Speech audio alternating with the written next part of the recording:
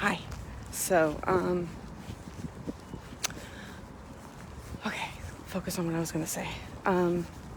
So yeah, I'm having this situation with my housemates where we asked them to stay. Well, we offered them a place to stay for free until they found another apartment because they said they were in danger where they were, and they didn't feel safe, and we knew how that felt. So we offered them. We offered them a place to stay free because, the government's paying our rent right now, until they found something else, and they decided to stay. Well, the guy decided to stay. She's just kind of going along with it. And we kind of let it slide for a little bit, but then it's like, no, no, that's taking advantage of people's kindness and generosity, particularly my kindness and generosity, and I'm not going to stand for it. So we set up some boundaries, and about 2 weeks ago, we had a long conversation where I outlined all the reasons that he needed to go, and he fought me on it tooth and nail. Said some really disrespectful, rude, personal things. That was him, not me. And I actually had obviously I'm right. Clearly, he thinks that he should be able to stay because he wants to put money together for a house and to start a family. And I'm just like, that's not my business, and I'm not responsible for that. But for some reason, he thinks that I should be. Anyway, so I told him to leave, and I finished the conversation just by saying, because he kept fighting me on it. I'm just like, you know what? You've become an imposition. You need to go. So that's how we ended that conversation. I went away the next weekend for a conference. Now I'm back, and yesterday I texted him with a list of, there's Metro Housing here. It has a list of affordable places to live, apartments that are available. And this guy is a piece of work, I'll tell you. One of his reasons for not being able to move is because they just moved 3 months ago, and that he can't do it again. It's too much stress on him. And there's just the reasons that he's given are ridiculous. And the one reason that might have had any clout whatsoever is the idea that he didn't have the money, but that never came up. So, it's just silly. So anyway, I texted him saying, oh, hey, how's it going? I came home and he acted like we're buddies, which really kind of caused feelings of anger.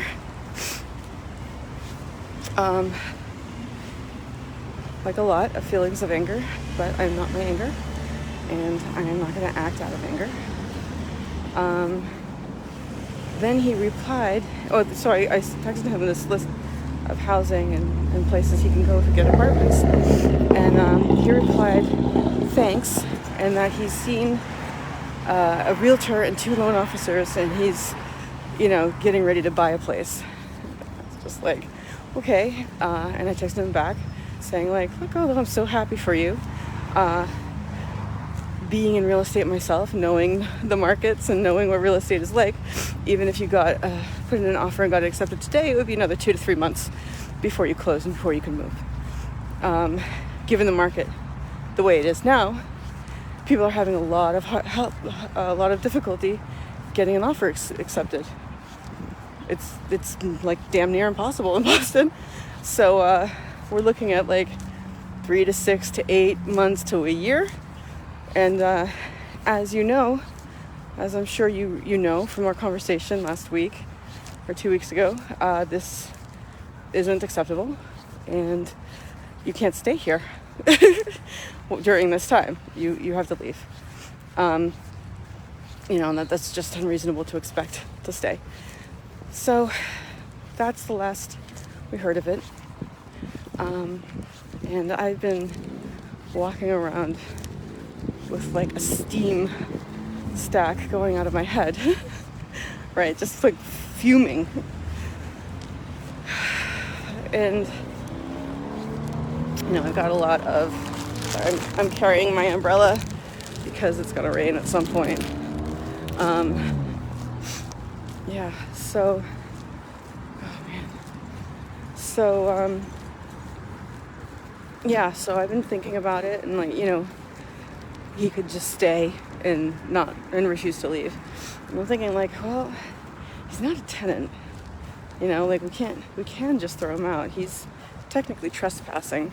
And I looked up the definitions, the legal definitions of trespassing, and what the legal definitions of tenants are. And like, a tenant is someone who's paid rent, which he hasn't. Someone who has moved their official address to a residence with our consent, which he hasn't, and done some sort of major renovation to beautify the place, which he hasn't, with our consent, which he hasn't. So the definition of trespassing is coming onto a property or staying there after someone's asked you to leave. So technically trespassing, and that's against the law. And so I'm thinking about all these different ways to get people involved, and there's a lot. So I've been thinking about my conversation, of course, having this conversation in my head with him about it a million times, and each and every time I'm pissed, right? Yeah, each and every time I lose myself, and I am anger, and it's just about the idea of the satisfaction of being able to just feel like, you gotta go. And here's the thing, like, I realized, like, with all that blustering in my head and all the storm of anger going on in my head, in my heart field, I was like, you know what, I haven't prayed yet today. So I started praying. And in my prayer, I come to a certain place where I start asking to be helped to let go of certain things, let go of anger, fear and anger, bitterness and resentment.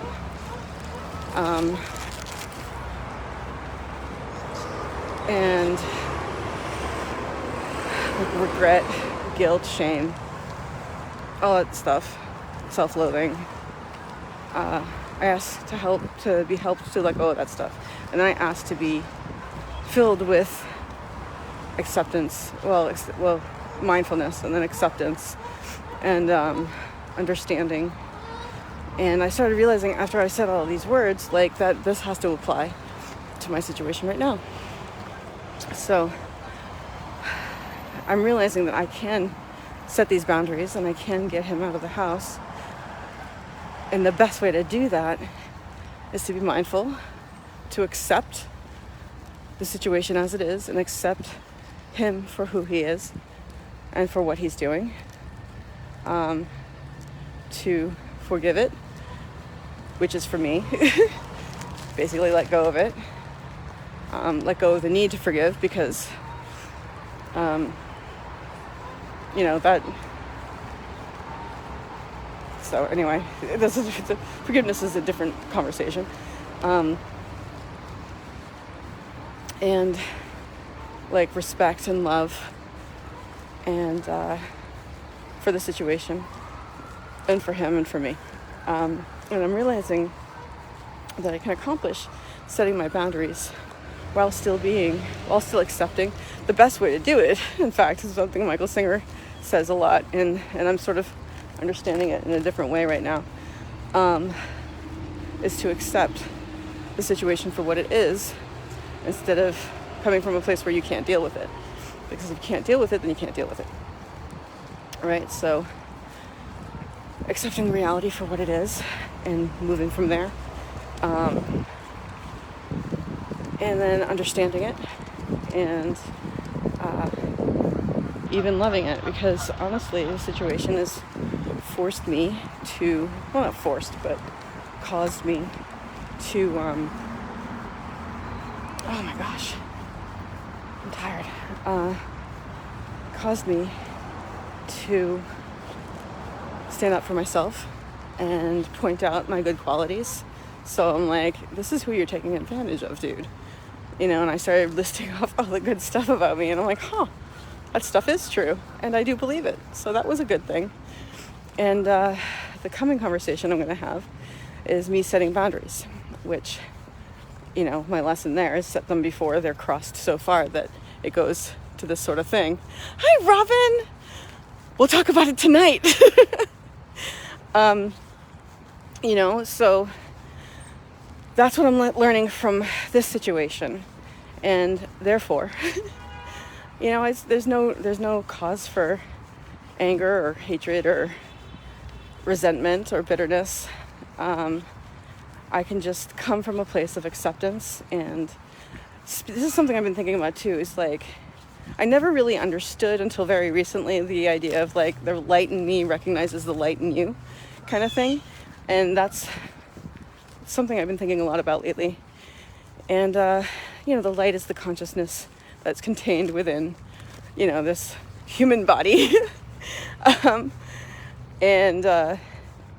Despite the mind and the heart being what they are, and being a wonderful experience of being on this planet, having the mind and the heart, but that's still not who we are. We're the light, right? So I think it's going to be easier for me to think about it that way, so that the light in me can address the light in him, right? Because despite what he's doing, how he's behaving, and what it's causing in my life, I can speak to the light in him, right? Because I know that's there. Despite all the crap that surrounds it, there is a light in him. He has a consciousness, and I can speak to that rather than speaking to all the crap that surrounds it, which is what my plan is to do this weekend. And is it bad? Kind of is a little bit bad, right? I don't know. I get satisfaction. Like my first instinct is to be good and to be kind and to be, give people the benefit of the doubt, which has been a problem for me many times in my life. But those are my first instincts. But also, when I have done that, there is a certain satisfaction to having taken the moral high ground. And just like the more moral I can be, the worse they look. And that is a bit of satisfaction. And I know that's a bit of ego there that I'm going to have to work on. But it's there. So when I address it this weekend with him, and I have planned, the thing is, everything I say, I can still say from a place of acceptance and kindness and set my boundaries, right? This is a big boundary that I have to set. Like, no, you can't bully us into letting you stay for free. You can't do that. You can't take advantage of us. No, but I can address that to the light in him. And whether or not he agrees with it, there are certain things I can do, and I'll explain that to him to remove him. I'm going to put down some serious boundaries this weekend. But I'm going to do it accepting the situation and the person as they are. Working my best to understand them and respect them. And enjoy doing it because sorry. Just like to stick it to people with kindness. It's a sickness. It's true. There's ego there. But that doesn't mean it's not genuine. It's just fun. It's just that ego of like, I don't know. Anyway, so that's what I've been thinking about. And that also reminds me that I need to spend my time in prayer and meditation in the morning and in the evening, because that's what reminded me that I can behave that way, that I can come from those places.